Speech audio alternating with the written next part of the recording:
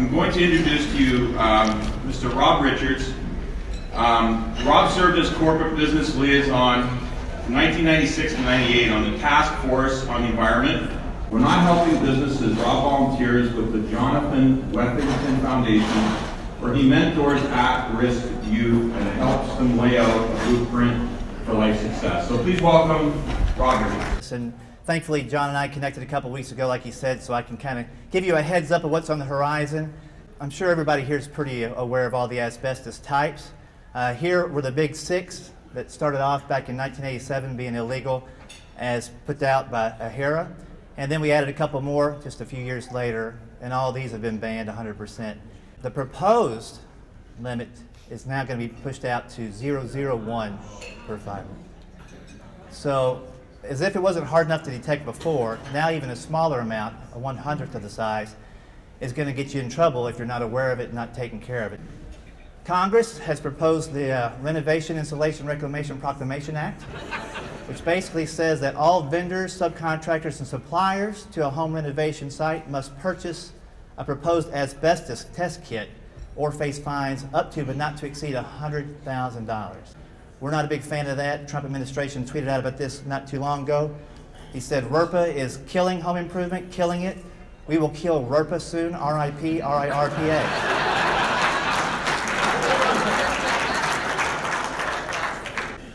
He's trying to fight another congressional movement, the Environmental Renovation Regulatory Obsolescence Requirement. Otherwise, we call it error from the Trump side of it. So we don't think you need to be taking on all these costs. I think it's a big error. But also, if you pay attention to the liberals and the left-wingers, they're really getting on us. Anything that has to do with the environment, they're right there up front.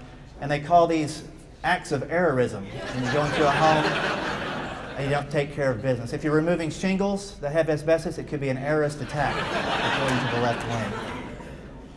So the protection by zip code plan that Trump has put as part of his BIG or his big effort will look something like this. You take the zip code of where the contract takes place, you place a decimal point in front of the last two digits. Here in Orlando, that would be $372.89. And you cut us a check for that, and we'll ward off Congress. Texas, you know, they're starting with 7. You're looking at some bigger numbers, but hey, everything's bigger in Texas, right? So you guys are used to that. You've got bigger profits, bigger everything. If you're out in Colorado, and you see this. That's it. Ouch. If you're in Colorado, what are you thinking? Out. Let's go. You are wrecking our... Let's go. You're out. You are out. Let's go. Out. Get out of here. Don't come back. All right.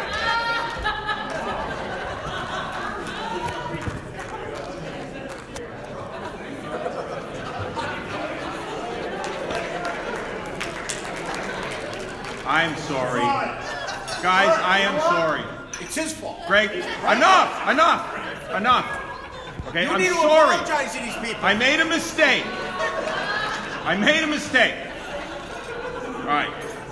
What I meant to do when I came up here a little bit earlier was introduce you to Rick Roberts, who is our entertainer for this evening.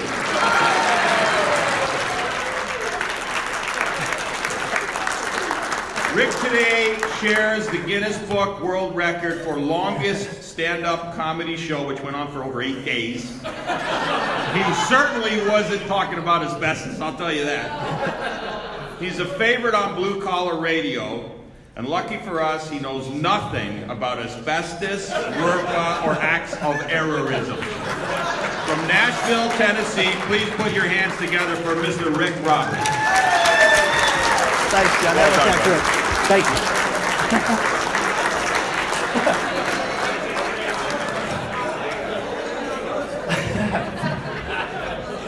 I've got to say thanks to John for having me come here and have a little extra fun with you guys. One round of applause for him and his creativity, thinking outside the box a little bit.